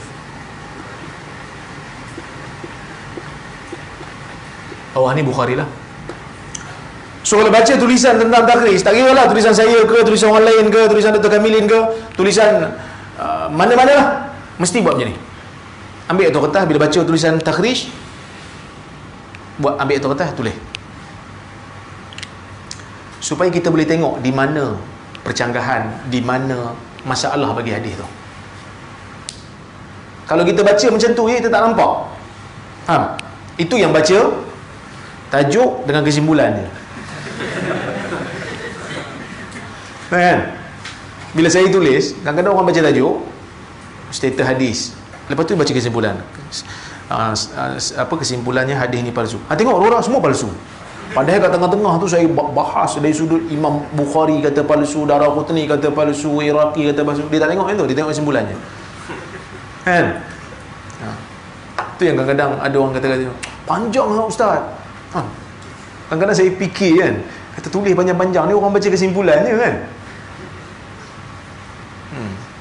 Itu pun kalau kita tulis panjang-panjang, kesimpulan pun tak baca. Pun tak baca, komen dulu. Padahal kesimpulan tu dah ada dah kan. Komen dulu. Sampai dia kata, panjang kan ustaz, lukis boleh lukis. Mangkuk betul dia. Saya tulis panjang-panjang bukan nak baca. Baik. Saya tengok di situ Mudah. Macam ni hilang. Banyak sangat wayang ni. Macam mana?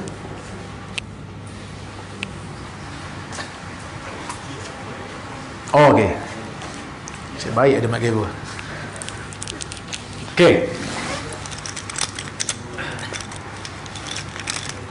Tengok Rawahu Lais wal Abdul Hamid ibn Ja'far wa Abdullah bin Umar wa Ibadillah bin Umar an Sa'id al-Maqburi an Abi Hurairah. Ni Lais ni dia ada kawan. Dia ada kawan lain, anak murid Sa'id. Siapa dia? Abdul Hamid bin Ja'far, lagi Abdullah bin Umar. Ni bukan Abdullah bin Umar sahabat dia, dan Ubaidillah. So berapa orang yang kongsi riwayat sama dengan Lais? 1, 2, 3. Campur dengan Lais dia jadi 4. Faham Baik. Wa khalafahum Ibnu Ishaq haitsu rawahu an Sa'id al-Maqburi an abihi an Abi Hurairah. Ada seorang nama Ibnu Ishaq. Ibnu Ishaq seorang-seorang kat sini. Ibnu Ishaq dia pergi riwayat daripada Sa'id daripada ayahnya, daripada Abu. Maksudnya dia tambah nama ayah kepada Sa'id al-Maqburi, Abu Sa'id al-Maqburi. Sa'id al-Maqburi memang ada hadis lain dia riwayat pada ayahnya daripada Abu Hurairah. Memang ada hadis lain lah. Dan Dia pun memang anak murid Abu Hurairah. Maksudnya kalau ada nama ayah dia pun sambung, tak ada nama ayah dia pun sambung. Cuma untuk hadis ni, dia ni dengar pada Abu Hurairah ke dengar pada ayah dia? Sebenarnya tak ada isu sangat. Alah ustaz, pening-pening buat apa? Ada ke tak ada ke sahih dah hadis tu? Tak, orang hadis dia tak macam tu. Orang hadis nak tengok mana satu yang betul. Dia tak boleh kata yang penting sahih. No. Kita nak tengok mana satu. Ni dah dua ni tak boleh nak kata dua-dua betul. Kecuali kalau ada bukti boleh kata dua-dua betul. Dan wasahha tasarruf al-Bukhari fi tarjihihi riwayat al-Laits li'annahu mawsuf bi atqaniyah fi riwayat Sa'id. Maksudnya yang tiga orang ni walaupun dia menyokong tak kisah, sebab Laits ni tak ada sorongan pun dia seorang-seorang pun dia kuat. Sebab itu kata Ibn Hajar, wa akhrajahu Ibnu Ishaq an Sa'id. So Bukhari dia tengok ada dua, dia tak ambil riwayat Ibnu Ishaq. Yang Ibnu Ishaq dia tak ambil. Sebab Ibnu Ishaq ni siapa? Saduq. Tak sekuat Laits. Tengok kata Ibn Hajar. Wa akhrajahu Ibnu Ishaq an Sa'id faqala an abihi an Abi Hurairah wa huwa min al-mazid fi muttasil asanid. Fa innal Laits mawsufun bi annahu atqan an-nas li hadis Sa'id. Dia paling tekun dalam riwayat Sa'id al-Maqburi. Katalah 10 orang menyanggahi riwayat dia, katalah yang di 3 orang ni semua kat sini. Tambah abihi. Laits juga yang Power Rangers. Laits jadi pemutus kerana dia paling hebat. So dalam bab ni kita habiskan Alai kata apa? Wa annahu ikhtulifa alaihi fi ahadith. Sa'id al-Maqburi ni ada percanggahan pada riwayat dia. Ada perawi kadang-kadang sebut nama ayah dia, ada perawi kadang-kadang tak sebut nama ayah tu kepada Abu Hurairah. Wa qalu annahu talata qabla mautihi. Dikatakan kerana dia ni nyanyuk sebelum dia mati. Sebab dia pun sendiri sebelum dia mati dia tak ingat yang mana satu dia dengar pada Abu Hurairah, mana satu dia dengar pada ayah dia daripada Abu Hurairah. Wa azbatun nasi fihi Laits bin Sa'ad. Laits yang paling power, yang tahu. Yumayyizu ma rawa an Abi Hurairah mimma rawa an abihi anhu. Dia boleh bezakan. Laits boleh beza. Laits bin Sa'ad. So macam mana kita nak tahu ustaz? Macam mana nak tahu dia ni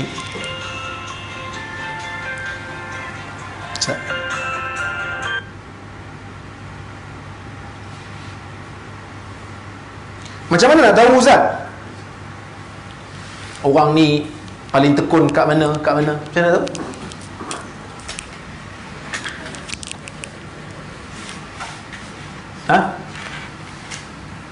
Agak-agak.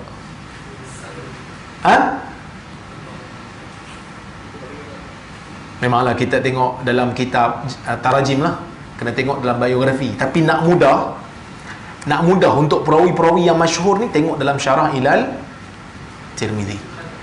Dia dah himpunkan dah. Dalam kitab yang ada dalam kitab-kitab rijal tu dah ada untuk perawi yang masyhur. Contoh macam kita nak tahu Syu'bah ni perawi hebat kan, ramai anak murid. Tapi ramai anak murid Syu'bah ni dia ada bercanggah-canggah anak murid dia. Kadang-kadang riwayat dari Syu'bah dengan cara ni, anak murid ni macam ni pula. Hadis yang sama. Nak tahu mana satu yang betul, taib ashabu Syu'bah, dia akan keluar. Imam Ibn Rajab telah menghimpunkan. Sebab dia kata ashabu Syu'bah.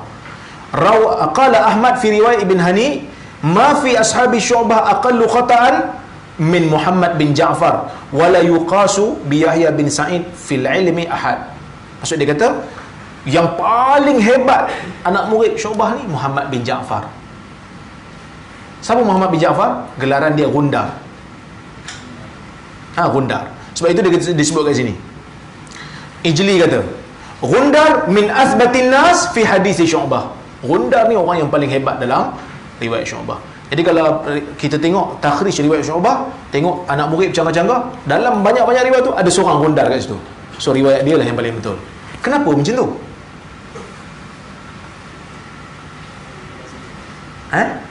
Melazimi. Dia melazimi Syu'bah sampai dia mahir sungguh hadis Syu'bah. Boleh? Antum semua jumpa saya Berapa kali dalam satu sem? Mana satu sem? Setahun sekali je. Betul? Kalau saya baca hadis, orang yang lebih mahir dengan hadis saya budak UPSI ke budak UIA?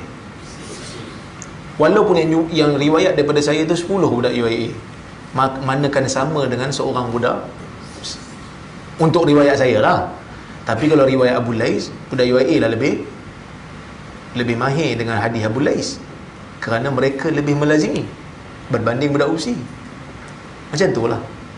Okey? Kadang-kadang tengok kepada ahfaz, dan ini kebiasaannya, tengok pada ahfaz. Tapi kalau tidak ada yang paling hafiz, riwayatnya semua siqat je, baru tengok kepada al-aktsariyah, baru tengok kepada majoriti. Majoriti belah mana? Majoriti ni datang nombor 2 biasanya. Dia tengok ahfaz dulu. Jangan terkeliru Kadang-kadang kita ni mengaji fiqh, tengok yang majoriti dulu kan. Hadis tak. Dia tengok yang ahfaz dulu, yang paling hafiz dulu.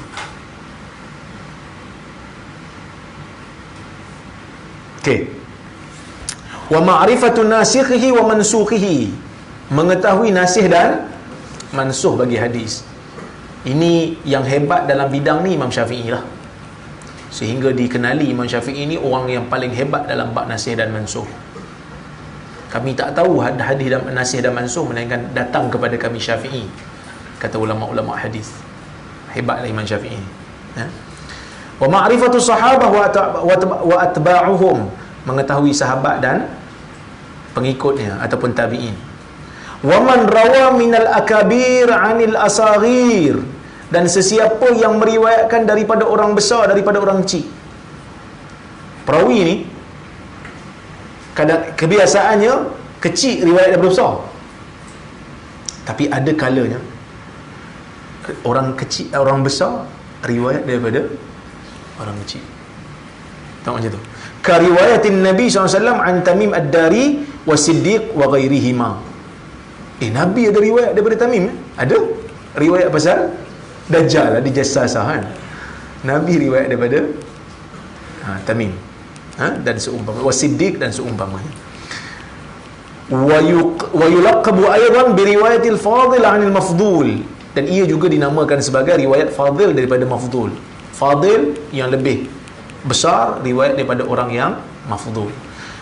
Sebenarnya akabir daripada asagir tu lebih tepat. Sebab itu kita selalu dengar yang tu. Kerana fadil dan mafdul ni dia tak ikut umur sangat. Imam Bukhari dengan guru dia Abdullah bin Zubair, mana lebih afdal? Siapa fadil, siapa mafdul? Bukhari lah. Bukhari hebat lagi kan. Tapi itu tak dipanggil akabir anil asagir sebab Bukhari muda lagi.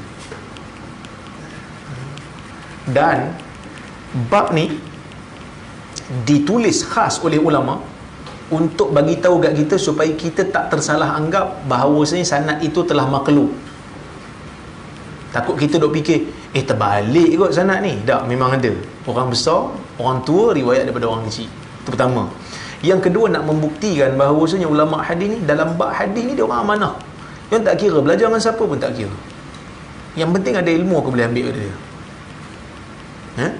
Imam Bukhari sebut la takun muhaddithan haqiqiyan hatta tarwi atau tasma' mimma huwa akbaru mink, atau la yakunul muhaddith muhaddithan illa man yasma' min man huwa akbaru minhu au dunahu au mithluhu au mithlihi.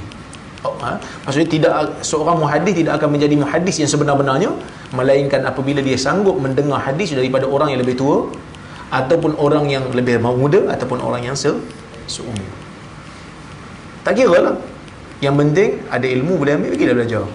Walaupun sebahagian daripada kita mungkin rasa yataharraj, ada agak rasa sukar sikit lah nak riwayat daripada orang yang lebih muda ke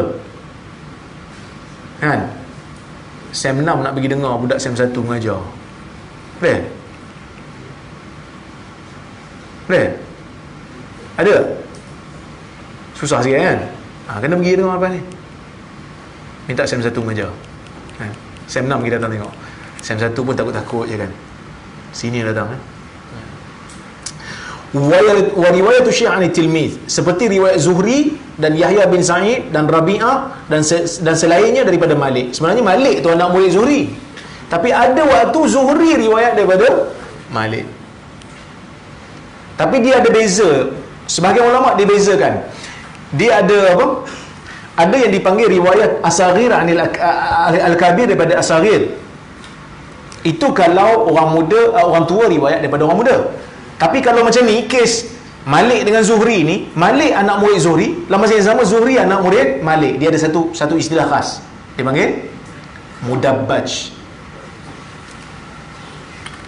Al-Mudabbaj dia panggil.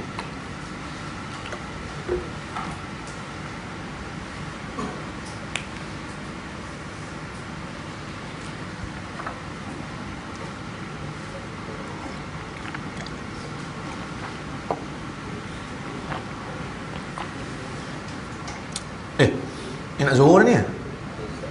So kita berhenti dulu lah. InsyaAllah kita sambung lepas zuhur. Kita sampai pukul berapa ni? Oh banyak lagi.